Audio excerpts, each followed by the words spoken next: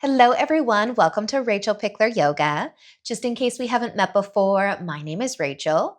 Now, today we're doing a very simple practice, and we are going to learn how to transition from tabletop or hands and knees to a seated position. So, find just a little bit of space to move, and let's get started.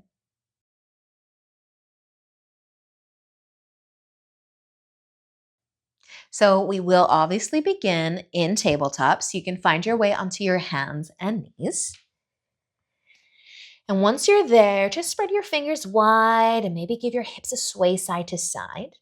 Now, this is a very common position or pose, tabletop, your hands and knees, if you practice with me or you practice with anybody. Now, coming to a seated position from here can be a little tricky. And it might be something that you've never really thought about, but I'm going to take you through two ways to come to seated from here. So the first way to do that, and my favorite way, is to just cross your ankles one over top of the other and then send the hips back. And go slow here and see if the hips can come back towards your heels.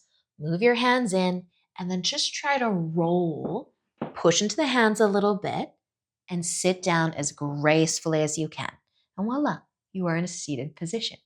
Now you can come back over because since we've got two ankles, so you can go ahead and kind of push into the hands a little, lift the hips, roll on over, and uncross. So just set up your tabletop again because your knees might have widened, and that's perfectly fine. So just scooch them back in, shake it out, and then cross your ankles the other way. Send the hips back. Go nice and slow. And you can put as much weight into your hands to kind of lift you up and over top so that you sit on down. And the more you do this, the more weight you might not need to put into the hands, but that your ankles, kind of the lower portion of the calves, will be able to enjoy and take. So just come back to tabletop, and that's it. This is the first way. Crossing the ankles, sending the hips back, as much weight into the hands as you need until you get used to it. And you can just go back and forth. And you're probably going to have one way. Let's switch one more time. So we've done two on each side. You probably have a way that you sit cross-legged that feels a little nicer, a little more comfortable than the other way. So you might notice that you've got a cross of the ankles that you also prefer. So the fun side, the one that you feel a little more, do that maybe an extra time. But come back to tabletop, maybe this way, and then just shake it out a little bit. The ankles might want a little shake too. And then the second way that you can come to seated from here, if you don't like crossing the ankles, that just doesn't work for your ankles, the knees, the hips, that's fine too. You can simply scoot your knees over to the side of your mat, drop your hip down, and then pivot. Bring your legs in front, and maybe you end up crossing your legs from there, sitting tall. You're just in a nice comfy seat again. Now you might not be facing forwards, so that could decide how much you've got to pivot.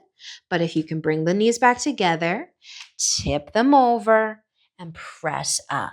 And you might end up moving in kind of a circle, but set yourself up in the middle of the mat, scooch the knees to the other side, so maybe to the right side, drop the hip, and then see if you can scooch the knees, the legs in front, and be seated forwards, maybe coming to a cross-legged seat from there, and then letting that go.